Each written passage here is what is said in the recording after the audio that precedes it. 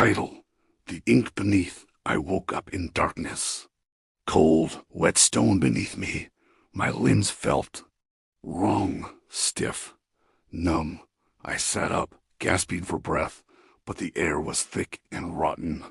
My hands pressed into the ground, and something slithered beneath my fingertips.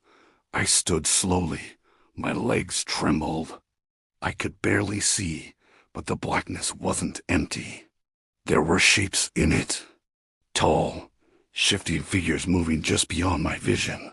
Jake, I whispered. My voice echoed unnaturally, like it was bouncing off the inside of a hollow skull. Movement behind me, wet, crawling. I spun. Jake stood at the edge of the darkness. Except it wasn't Jake anymore. His skin sagged unnaturally over his bones, and his tattoo, had spread across his face and neck in jagged black patterns. His mouth stretched unnaturally wide. His eyes were gone. "You're almost ready," he said, but his lips didn't move. The voice came from beneath his skin. I stumbled back. My chest burned. The tattoo across my body pulsed like a second heartbeat. The shapes in the dark were moving closer. Long arms, too many limbs. Wet, glistening skin. Jake's head tilted, and his mouth split into a wide, jagged smile. "You can't fight it." I screamed as the tattoo erupted across my body. My skin split open, black tendrils curling from beneath the muscle. My veins turned dark as the ink spread to my throat, my face, my legs. I fell to my knees, clutching my chest. The ground beneath me shifted. A pair of eyes opened in the stone beneath my knees.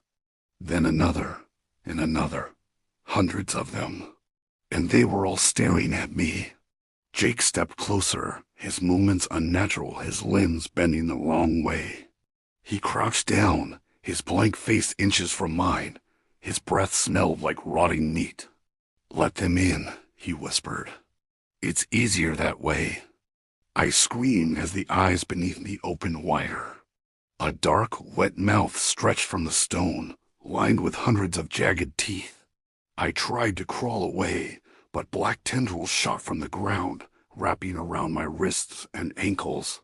My skin sizzled beneath them. Jake's smile widened. His hand slid down my arm, and the tattoo pulsed violently under his touch. My body arched as my skin split further, black ink pouring from the wounds. The shapes in the dark stepped closer. One reached down with a long, spindly hand. It touched my face with cold, wet fingers.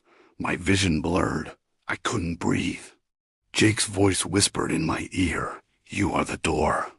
I screamed as the tattoo on my chest opened like a mouth. I felt it rip open from the inside. A deep, wet sound like meat tearing. Dark figures poured out of me. Tall, thin shapes with eyeless faces and gaping mouths. I felt them pulling pieces of me away, my mind unraveling, my body hollowing out. Jake leaned down until his mouth was against my ear. "Don't worry," he whispered. "It only hurts the first time." The dark figures reached into my mouth, my chest, my eyes, pulling me apart from the inside.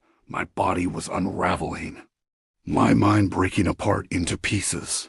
My last thought before the darkness consumed me was the sound of Jake's laughter, and the eyes. The eyes were still watching.